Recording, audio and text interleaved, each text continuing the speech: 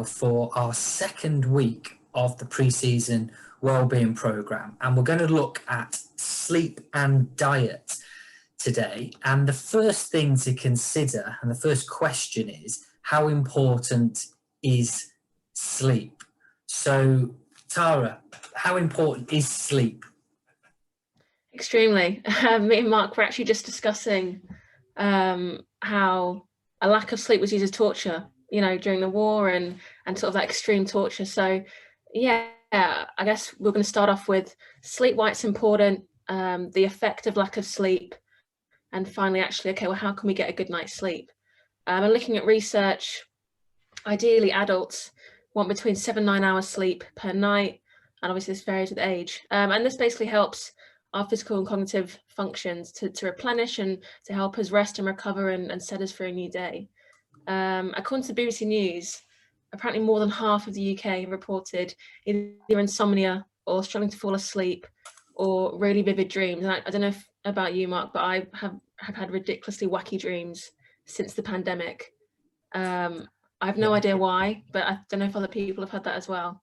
Yes, I have. And sleep is a topic that has become fascinating to me in recent years because I've understood a bit more about its importance and then have started to consider my own patterns and whether they're helpful or not. But this first lockdown around about a year ago, I did experience some incredibly vivid dreams, and dreams never make any sense when you explain them to people, so I'm not going to go through the content. But it reminded me, I was reminded, that I wasn't alone with this because a friend put something on his Instagram story related to this, and I had to get in touch and say, great job that you've said that, because I'm not feeling quite so displaced away from people by experiencing this. So yeah, the vivid dreams can certainly tell us something if we were to go into more detail. But what you've said there about the importance of it, I think what we've come up against is that people have considered sleep to be a negotiable, and it's something that can be cut at either end. People going to bed too late, maybe getting up too early, or even having too much sleep, which can have some effects as well, when everything that you read and that we've been reading in relation to this says it's a non-negotiable. It is absolutely critical to your cognitive function, as you've mentioned, but also to be able to recover physically from things as well. But it's odd that we do, as a society, treat it as something which is not always necessary, that we can always catch up on or we can forfeit it. And often pursuing something that isn't world-shattering or important, it will just be because we feel like maybe staying up a bit later or whatever else it is. So that's been my thought of it, that really it's got to be the thing that comes first, but we can have things that get in the way of it quite a lot. So from your perspective, you'll fall into a category which is different to me in terms of these. I'm just getting up the categories, I think, here. Well, no, they're the same, really, aren't they? Young adult compared to adult. They've got quite a wide category there for adult, like 40 years old. Which careful which category you put me in. Yeah, you're all right because you're in the young adult, yeah, whereas I'm unfortunately no longer in that. But it says there that's 7 to 9 hours. But what we can think about is how often that actually is achieved. It can be that it's very broken sleep. It can be that it's low quality based on the things that they say are so important to reach, the different types of sleep that are in there as well. So I think we're agreed on the idea that sleep is important. But I'll just ask you, what kind of things happen when you have not got enough sleep? What do you detect in yourself when it hasn't been maximised? I think, like you said before, I'm definitely flagging if I've had a rough night's sleep, sort of about the 4 o'clock mark, especially if it's a training day. I'm massively flagging. Lack of concentration, I feel absolutely nowhere. I can also get quite irritated and aggy at people and a bit short, which I'm sure a lot of people can relate to. And I find as a result, I tend to drink coffee sort of that 4 o'clock stage, which again, probably is not helpful at all. And then sort of delays that sleeping pattern, which will probably just have a knock-on effect. So again, one night's sleep, I'll probably be playing catch up for the next at least 2 or 3 nights. And there is that overlap with diet there, with looking exactly. at caffeine or sugar to be able to replicate what the body can do naturally in giving us alertness and an ability to be able to focus. So with that, I think we've been able to say how important is sleep. We've said a bit about what the research says. Let's just take that for a second, though. What would we say the research is pointing towards to get us to do better? I guess a big thing which I've read and which I'm a big fan of is getting a decent sleep routine in. Whether that's, for example, between 9 and 11, I'm going to go to bed. These are my set times. And it allows our body clock to adapt and actually get into a sleeping pattern. And your circadian rhythm, you'll be able to detect when you're tired. And then gradually, as you stick to that, half an hour slot of your bedtime, for example, you'll get used to the time, and actually you'll just get into that pattern, which should hopefully get you a good night's sleep. And a big thing is screens as well. I mean, we spend at the moment we're probably spending 12 hours a day on a screen. So if we can get rid of that screen time, even half an hour before bed, and whether it's replaced it with reading or listening to music or a sleeping podcast or a hot shower or something just as like that kind of wind down time, and just sort of get rid of those sort of screen stresses, and I guess make your room nice and dark, and try and make the environment as sleep friendly as possible. It is challenging, and I found that as much as I try to advocate to students that I teach, or just anyone that I speak to, that we need to spend less time on our phones, it can be the case that your phone is there as your alarm clock for the next day, so it's within an arm's reach to pick it up and have one last scroll through social media. Or sometimes when I've lapsed in the past, I've said, well, I won't look at social media, and I feel quite smug because I'm not looking at social media, but I'm on something else. And my mind hasn't been able to say, oh, it's fine, it won't disrupt the sleep because it's not social media, whatever else. So that's certainly a big thing within there. And one thing I've noticed, which is related to what the research has been saying, is when I found a rhythm, which I have done recently, of going to bed at broadly a similar time, give or take quarter of an hour, maybe half an hour,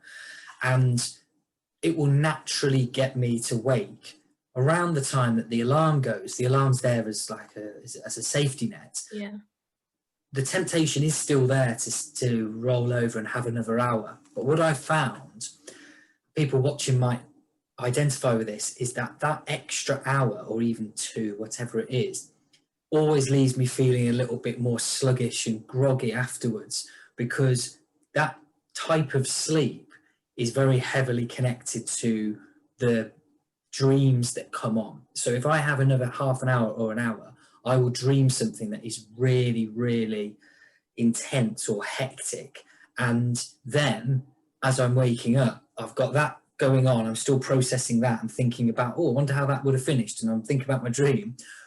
And then I'm sluggish because I've entered into that period of sleep. Whereas getting up at the same time every day might feel like a bit of a chore, particularly at weekends, but it really makes a big difference. So what I do, just one person's approach, is I'll try as much as I can to get up at that same time, having gone to bed at the same time, and nowhere's open at the moment to go out and stay out late anyway, so that's an advantage.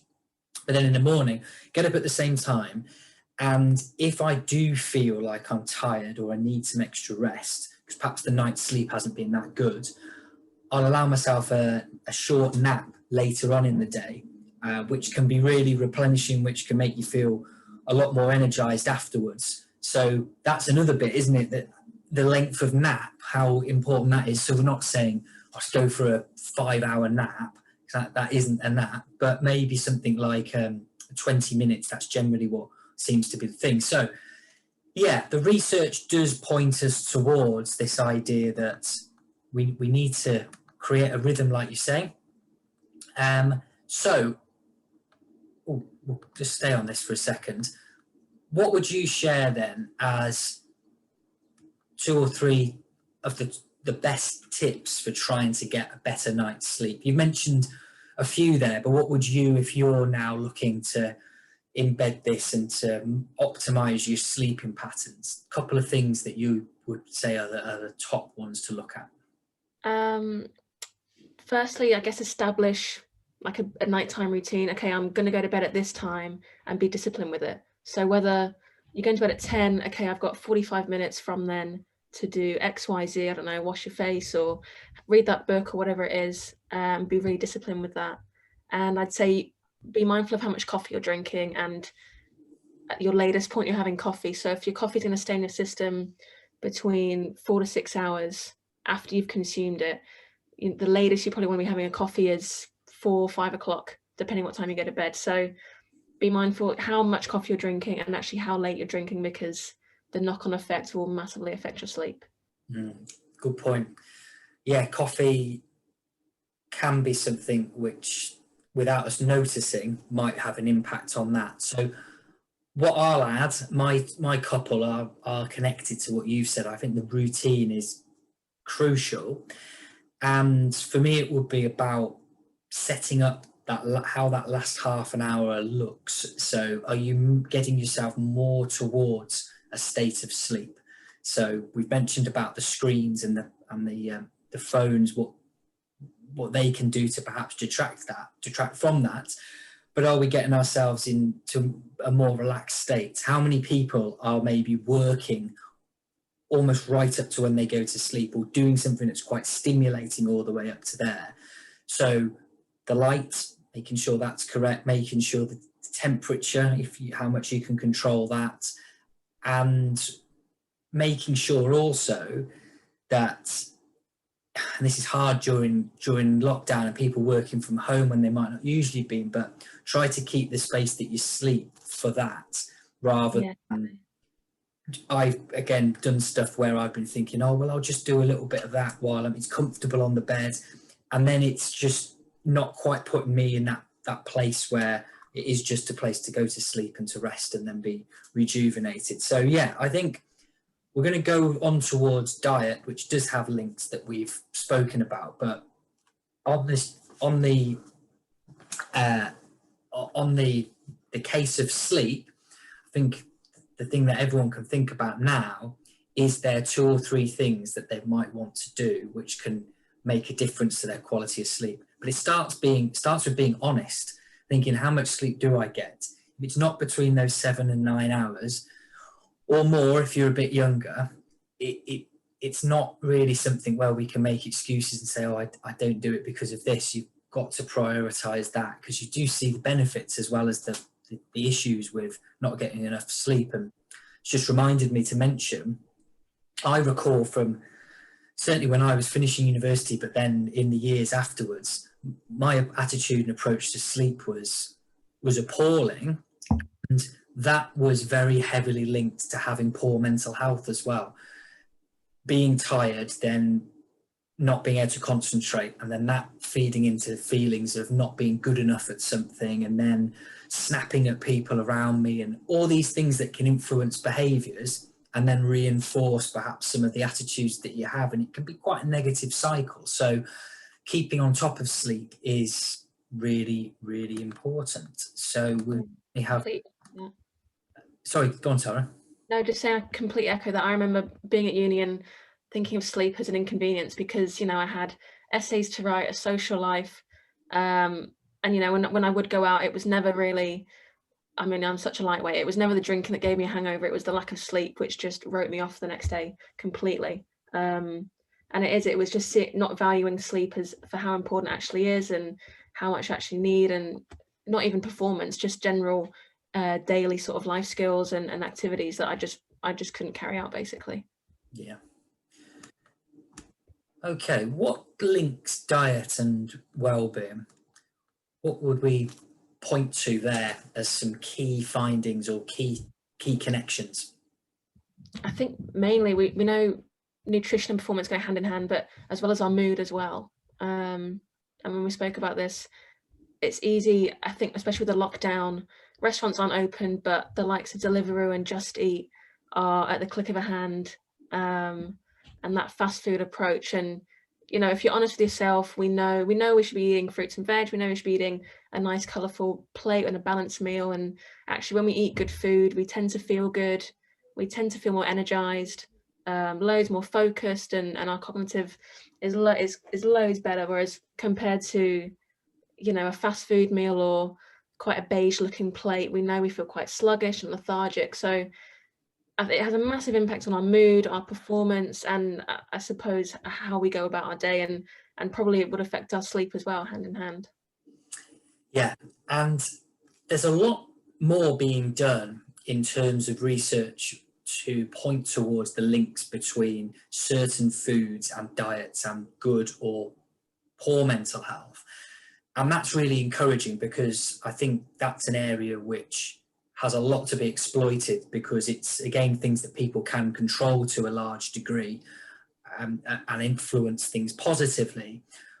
But what you mentioned made me think about how, even without, say, the studies, we do have an awareness of how certain foods affect us and how they can influence our mood, which is a big part of our mental health. And I've definitely noticed how certain foods will make me, or I'll allow make me feel certain ways. And this comes back to some of those things like caffeine.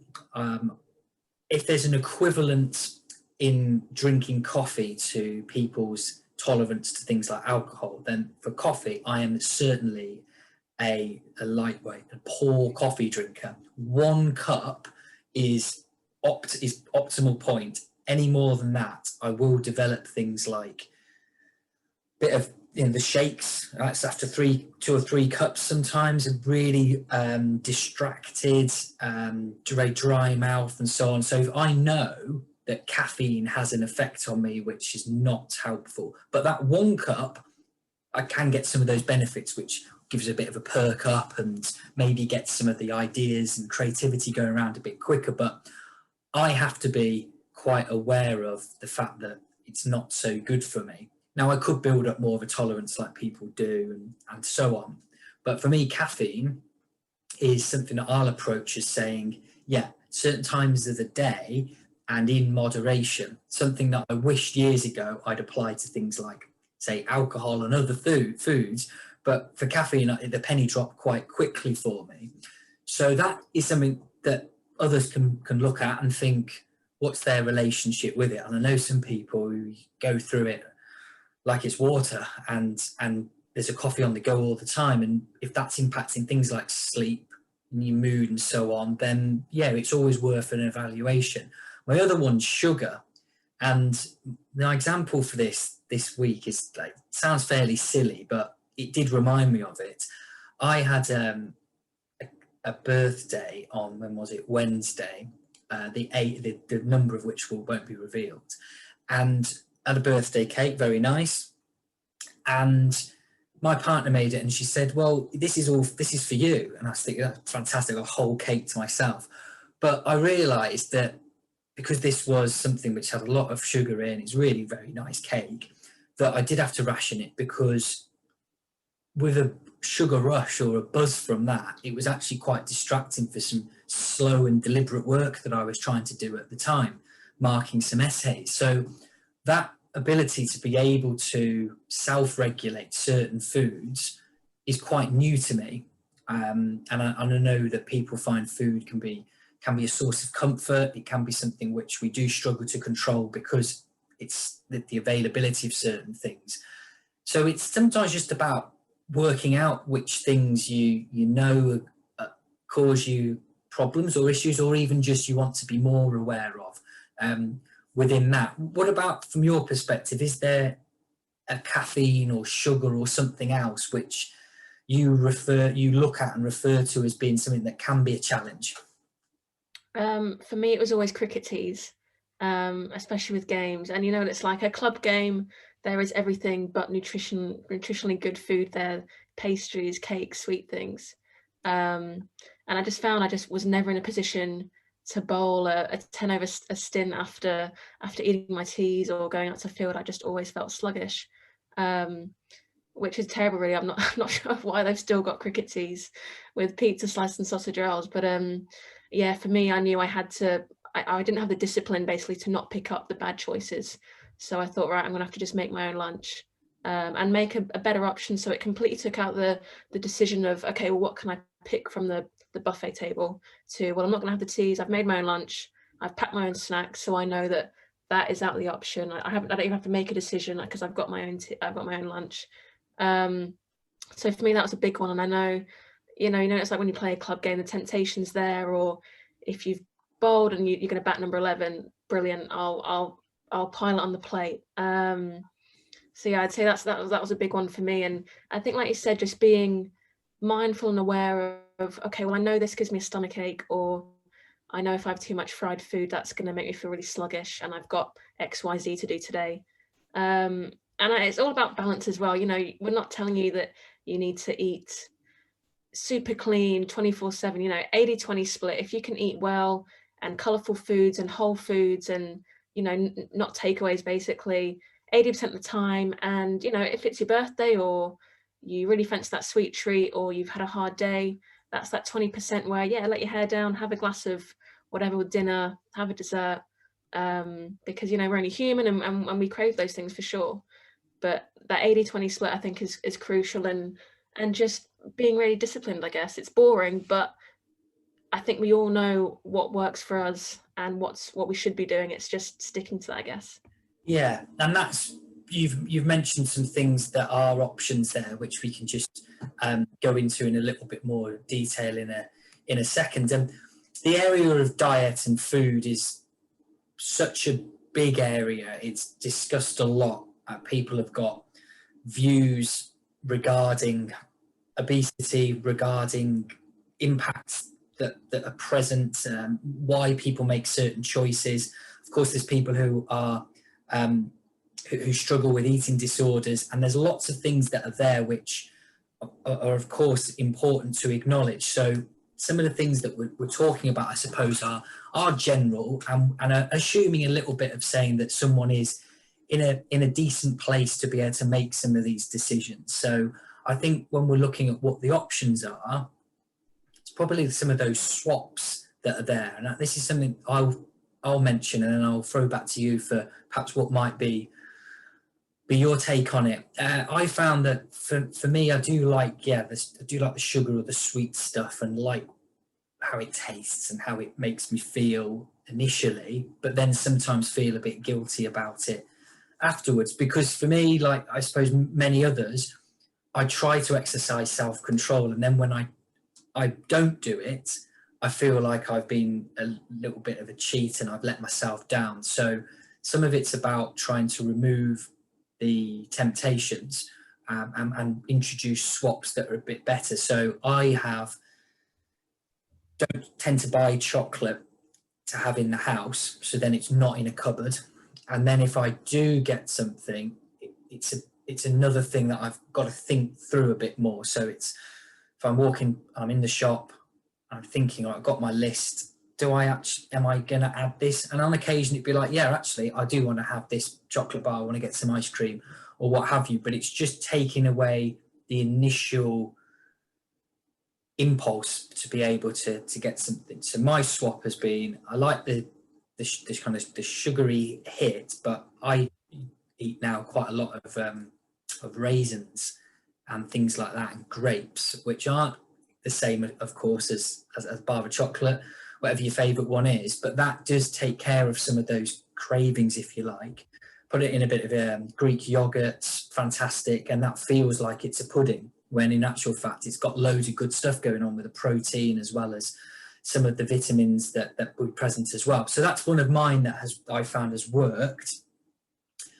What about you? What would a suggested swap be to help?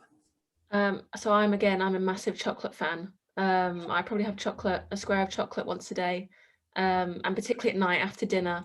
That's when I'm ready for that again, that sweet dessert kind of thing. So around the chocolate bar, I'll just have some dark chocolate around 85% because it's quite rich. So actually, I know I can only have one square because it's too rich. And if I'm still hungry, yeah, swap that sort of dessert with either some healthy home baking or some Greek yogurt, some berries, and a bit of honey to sweeten it. And for me, I know, okay, once I've had that, that's my little dessert. And then I'm sort of ready. And then if I'm still hungry, I try and brush my teeth as soon as possible, and head upstairs. I think as well with lockdown as well, if we're doing work, I don't know, from the dining room table, the temptation to go into the kitchen is quite easy. So just, being disciplined with that, or having healthy snacks to pick out of boredom, I guess. So your fruit, veg, healthy dips and things like that are always really helpful. Yeah, that's some good practical things there. And what I've started doing actually in advance of this conversation, because I knew it would be about sleep and diet, is making a really simple tracker of what I've been eating. So I don't put down calories or anything like that. I'm not even someone who weighs myself regularly. Just get a bit of a feeling if I feel I need to improve my diet. So I've just written down from yesterday what I had, and there's some things there which I look at and think, fantastic, want to have more of that. And then there's just some things where I think from yesterday, okay, maybe I didn't need to add that to it, or maybe I could have swapped that for something. So once I've got a week of that, hopefully be able to look back and reflect on certain things and think, was there a reason why I went for that at that time? Was it that I'd had a stressful time? Was it that I felt I needed something? So it's just understanding a bit more. And the thing that I'm going to mention before we go to our last slide is, of course, the importance of water, which is a part of diet as well, and staying hydrated, which I think will probably be a good segue into how these things can overlap with cricket as well. So from your perspective, with this final one that we've got here, we've said what I will try to improve my sleep. People can go away and think, right, there's some ideas, what can be done there? Ideas for looking at my diet, but how can this help my well-being and cricket? So if we go over to the cricket side of things, sleep and diet being given a bit more attention, what would you say would be the attraction from a cricket and performance perspective? Yeah, I guess, as we know, cricket requires a lot of concentration. If you're playing, a 4-day game, you're going to be on the pitch for at least a couple of days, which means your concentration levels are going to have to be pretty high. So if we've had a bad night's sleep, we've skipped breakfast, we haven't had loads of water, and we're, batting in, 25 degrees in the peak of July, you're going to be in a bit of a sticky situation, basically, to put it lightly. So just things, our performance is going to decline massively. So actually, if we're getting a good night's sleep, and actually if we're getting a big breakfast behind us, something like porridge or eggs on toast, or some toast and some spreads, things like that, and we're getting our fluids in at the moment we wake up, and again, a snack before we go out to field, and actually just sort of keep topping up. So in drinks breaks, make sure you're having the drinks, and it could be squash, that's absolutely fine, or bring some dried fruit or things just to keep you ticking along. Because if you stood in the field for hours in the day, and you're expected to bowl X amount of overs, or you're expected to score runs, you can't do that without some decent food in you, some liquid, and a good night's sleep. So massively important. And again, it's all about, like we said last week, giving yourself the best chance. So if you need to go out to bat after lunch, don't go for the bad options. Do all the basic stuff right, score the runs, take the wickets, and then after, you can have a drink with your teammates. You can have that cheat meal, or, go out for dinner with your teammates. And then obviously it feels a lot better having a drink with your mates when you've done well and you've performed. And I generally don't think you can perform optimally without doing those first three things. Yes, and the thing that I would say in conclusion from my side, and thinking about well-being, and obviously it has an overlap into cricket and performance, is that these two areas of sleep and diet are things that we already have. So we already sleep, but it's something that can, with some small techniques, be improved. diet the same. We all have a diet, it just depends what's within it. And again, there can be some small gains that can be made there. So when we think about well-being, often the conversation generally in the broadest sense is quite reactive, people waiting for things to go wrong before they try and implement strategies.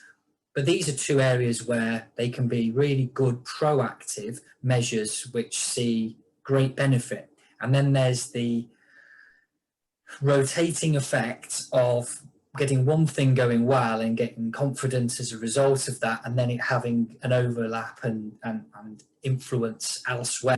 So sticking to some element of a diet, not being obviously too restrictive, but feeling better about what you're putting into your body, feeling better after having done something to improve quality of sleep, then straight away makes you feel that you can make improvements elsewhere, or you can do things which just make you feel better and more capable of dealing with things. So as we finish, I reckon this is maybe overlooked because it is something that's within our lives already, and people are looking for a silver bullet which is going to be the magic solution to everything that no one's discovered before, when it's like, it's what's on your plate and what's going on when you turn the lights off and go to sleep. So hopefully these things are food for thoughts. No pun intended there. That was an intended pun. And I will put on the website the PDF, the links as well to the research, which are a great point to go on from. And next week we'll be back to explore a little bit further. So Tara, have a good week and look forward to seeing you this time. Thank you very much. Cheerio. Cheers, thank you.